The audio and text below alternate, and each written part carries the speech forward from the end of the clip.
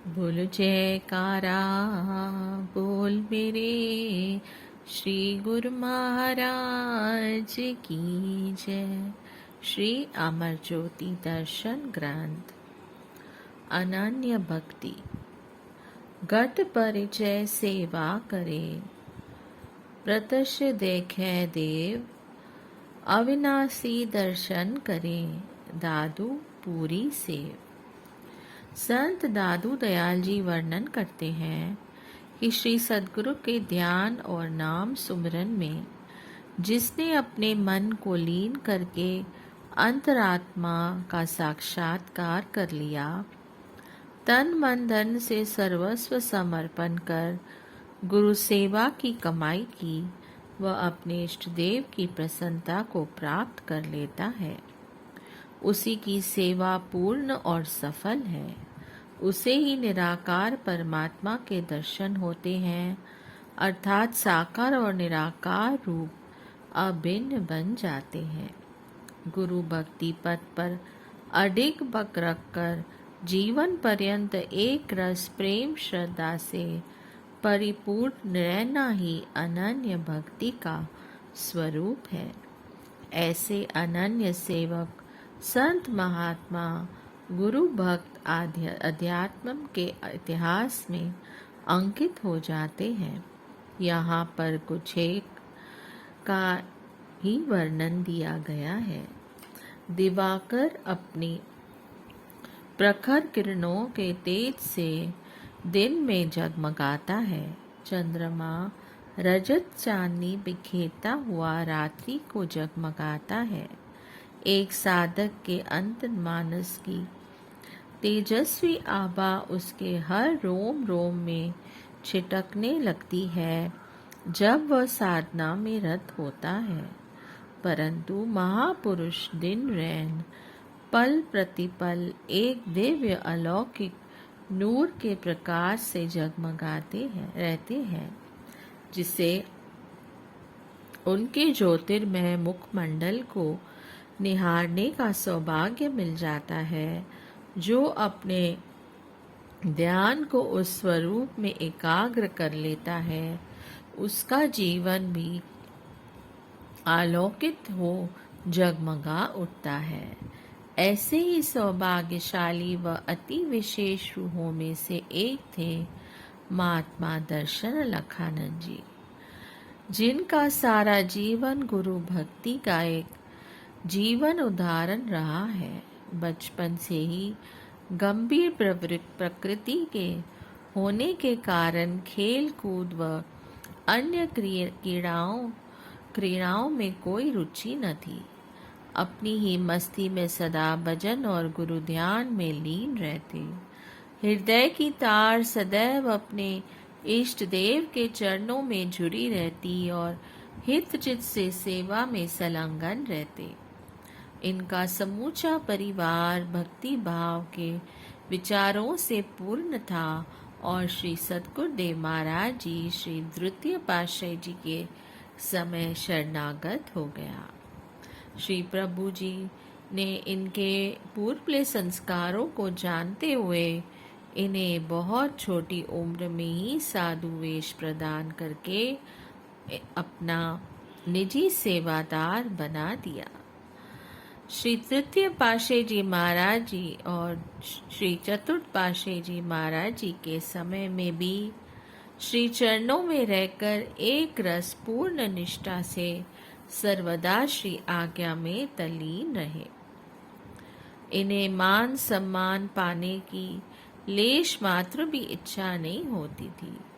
केवल प्रभु चरणों की समीपता में सदा तत्पर रहना ही मुख्य लक्ष्य था। सत्यता, सादगी, संयम, सहनशीलता ये गुण इनके दास थे।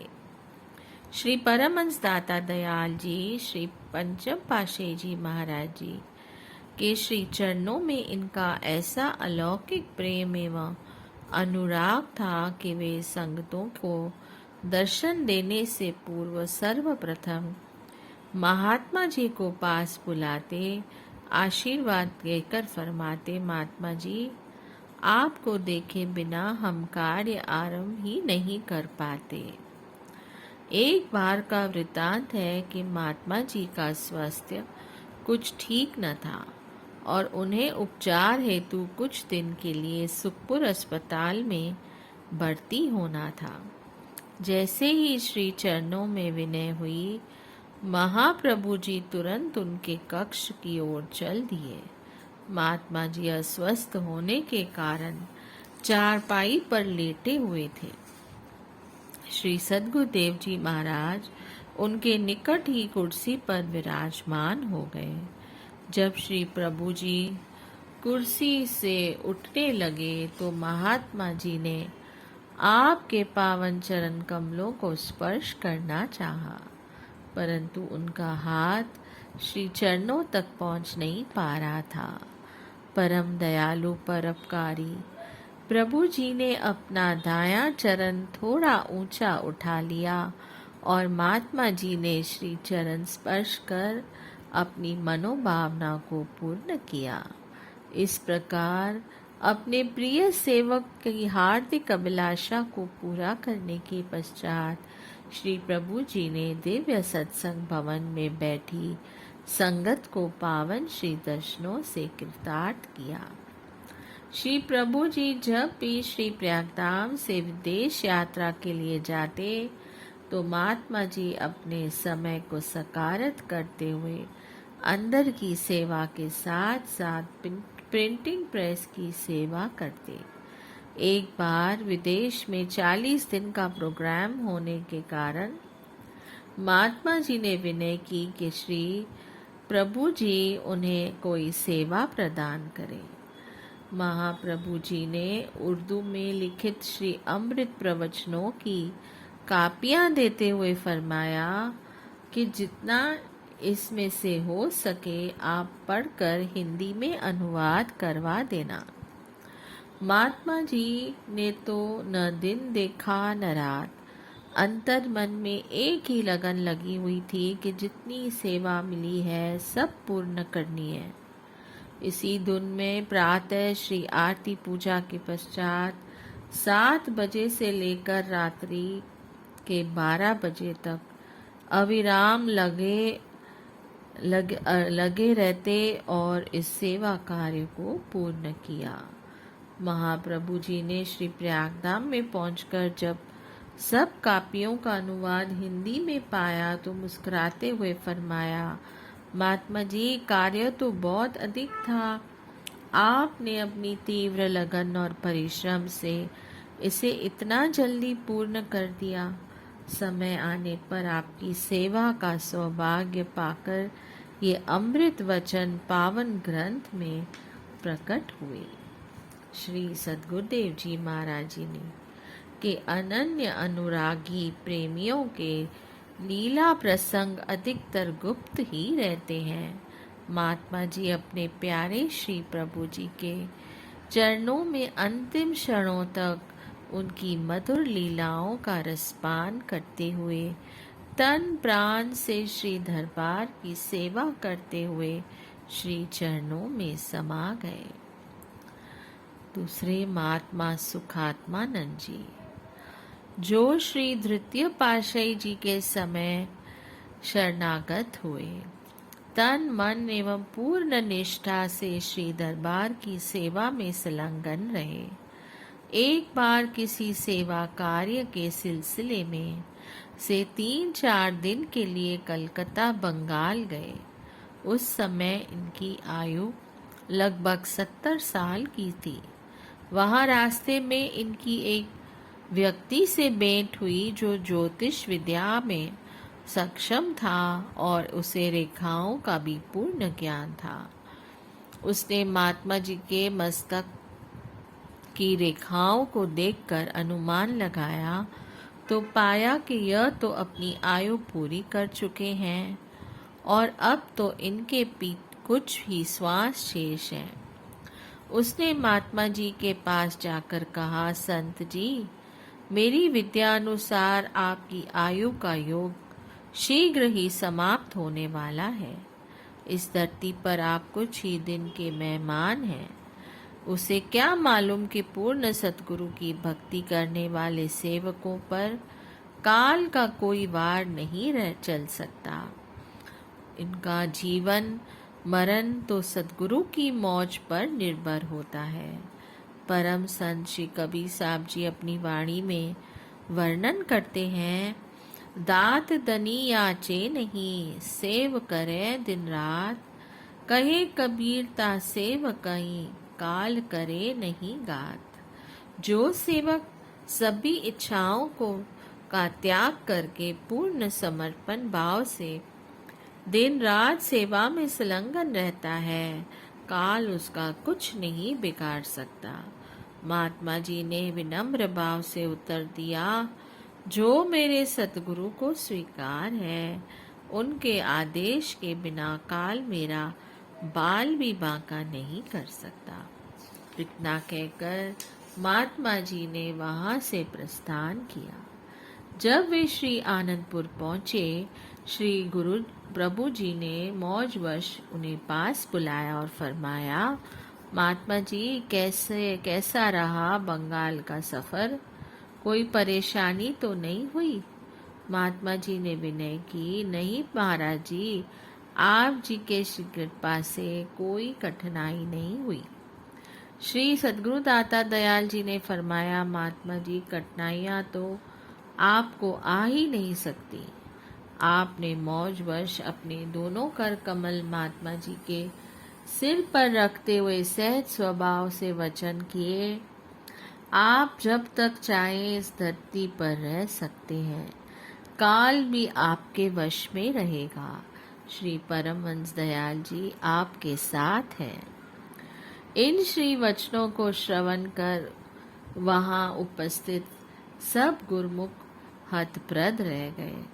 महाप्रभु जी के पावन आशीर्वाद के फल स्वरूप महात्मा जी 100 वर्ष की आयु से भी अधिक समय इस तक सेवा करते हुए श्री चरणों में लीन हो गए। तीसरे, बाल्यकाल से ही श्री आनंदपुर दरबार की सेवा में रत रहने वाले महात्मा ध्यान सागरानंद जी उच्च श्रेणी के संत थे। भक्ति भावनाओं से ओतप्रोत उनका जीवन आदर्श जीवन था। वे श्री आज्ञा अनुसार जो सेवा मिलती उसमें तत्परता से संलग्न हो जाते। इनके साथ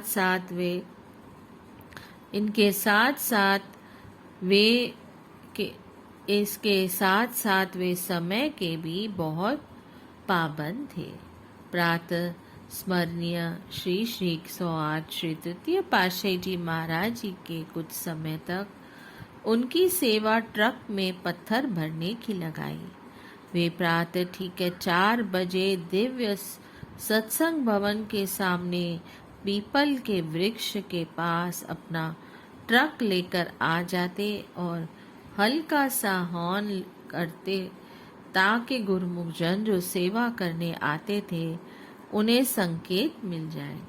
श्री सद्गुरुदेव महाराज जी श्री पंचम पातशाही जी तब साधु वेश में थे।